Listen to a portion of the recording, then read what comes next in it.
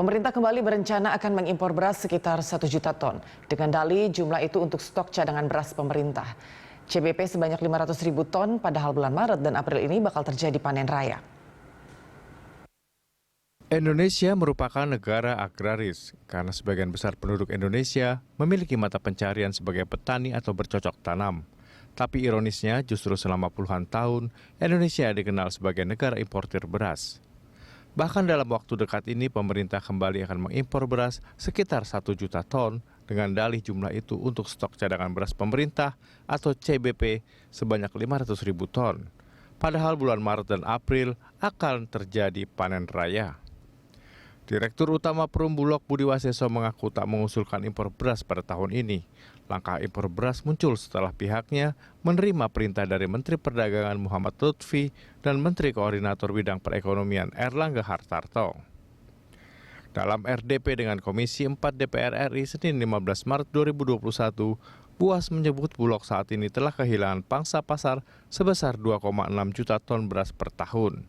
Sebab program Rastra atau beras untuk keluarga sejahtera telah diganti oleh pemerintah menjadi bantuan pangan non-tunai. Memang ini kemarin banyak wartawan tanya sama kami, tapi kami tidak mau menjawab Pak, karena supaya tidak menimbulkan kegaduhan dan kami tahu nanti jawabannya ada di Komisi 4 Pak, supaya nanti jadi tidak ramai Pak. Sebenarnya memang saya sendiri sudah menghadap ke Rakortas itu memang tidak ada putusan untuk impor Pak. Rakortas itu tidak ada putusan untuk impor Pak.